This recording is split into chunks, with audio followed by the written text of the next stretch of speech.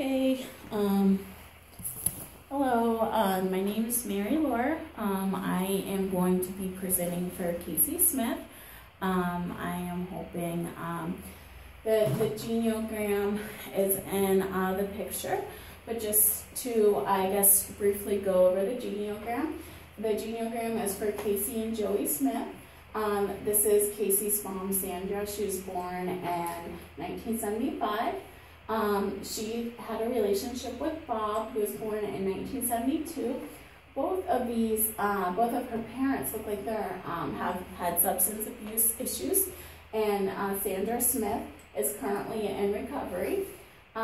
Casey Smith was born in 2002, so she is 14, and Joey Smith was born in 2006, so she is 9, I believe. 9. And Casey was removed from her home with her sister 3 months ago. Casey's mom is a bartender. She's currently in recovery. And Casey has been living with Mr. and Mrs. Banks. Casey is 14 years old. From the time of her removal, it looks like that she's maybe experiencing a couple of things. Casey was a part of Casey's situation. Her mom's situation is why she is in the system, why she is seeing a social worker. But we can still help her.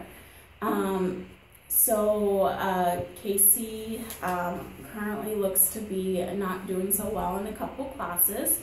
Her peer relationships have declined.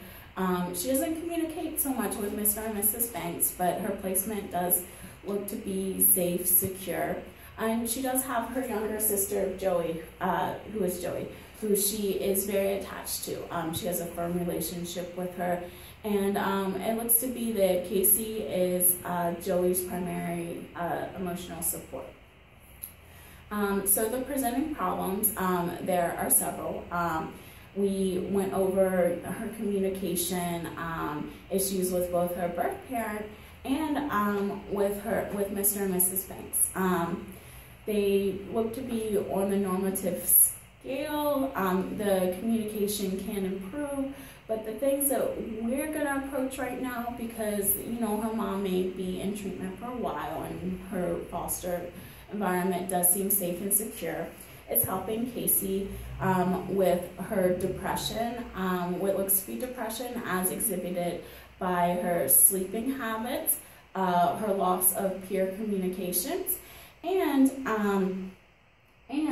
her grades that have been declining. So Casey's strengths. Casey's sister Joey is a huge, I guess, maybe strength and motivation for Casey. Casey also has a good relationship with her social worker. Casey has a pleasant personality. Casey really seems to be open to direction, is just kind of looking to see with a little bit of guidance of what would get her the results that we want for her. We want to see her be involved and be a happy and healthy 14-year-old with maybe like a little bit of resilience given her situation. For Casey's ethical issue, dilemma, and diversity question, for Casey's assessment. So, as evidenced by Casey's behavior, there are some interventions that she may benefit from. And looking at maybe the theory, I'm going to take the Maslow's hierarchy theory. And I believe that maybe since she is a teenager, she's going through all these transitions. The love and belonging is a need that we can try to most help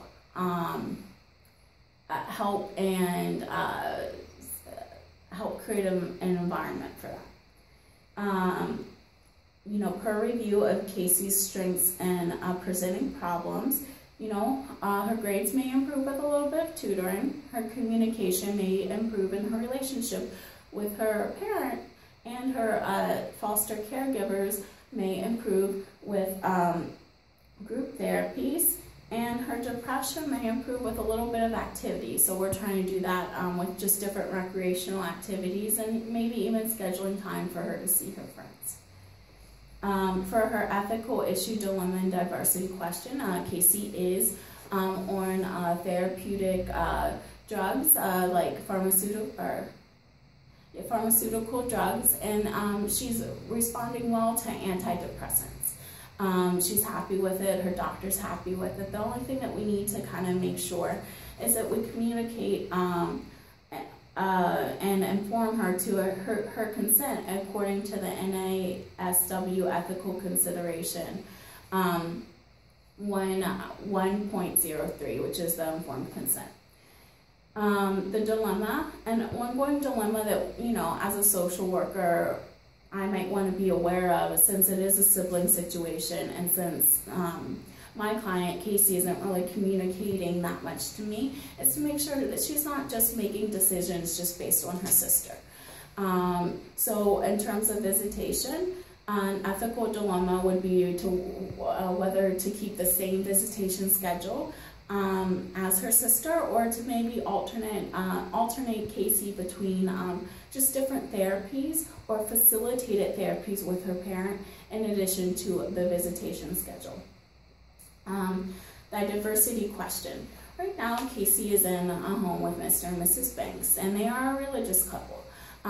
Casey we don't have a record of her religious preference. So something that we need to be aware of is Casey's personal choices and whether she wants to go to church, and what type of tradition she wants to follow, and kind of give her the space to figure that out on her own. And I also believe it's also important because we don't want any additional bias to come in between Casey and the harmonious home relationship that can hopefully be achieved between her and her foster environment.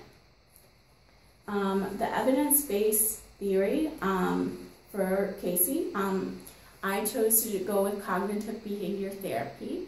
I think it's a great choice for Casey because it allows the client to be involved in their own therapy, and through the therapeutic process, Casey may even open up and discuss some of her feelings, which I think is great.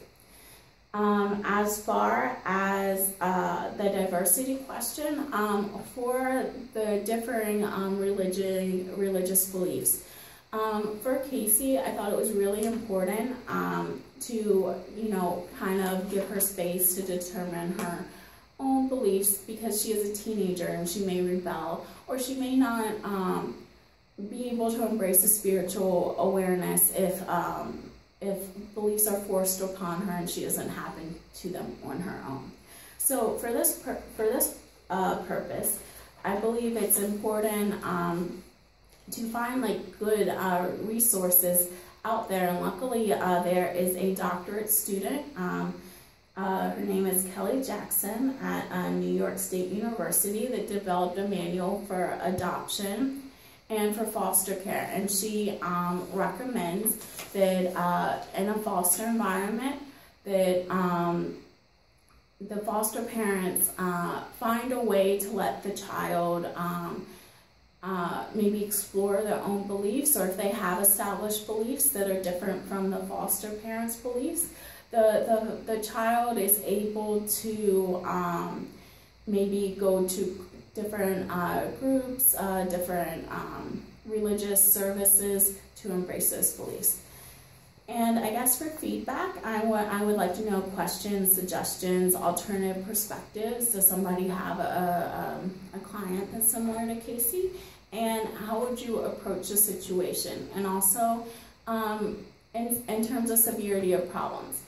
Casey, her problems don't seem, so bad, but things may differ if you have a client that has different behavior or emotional ranges. So those are my questions, I guess, for the audience, or for the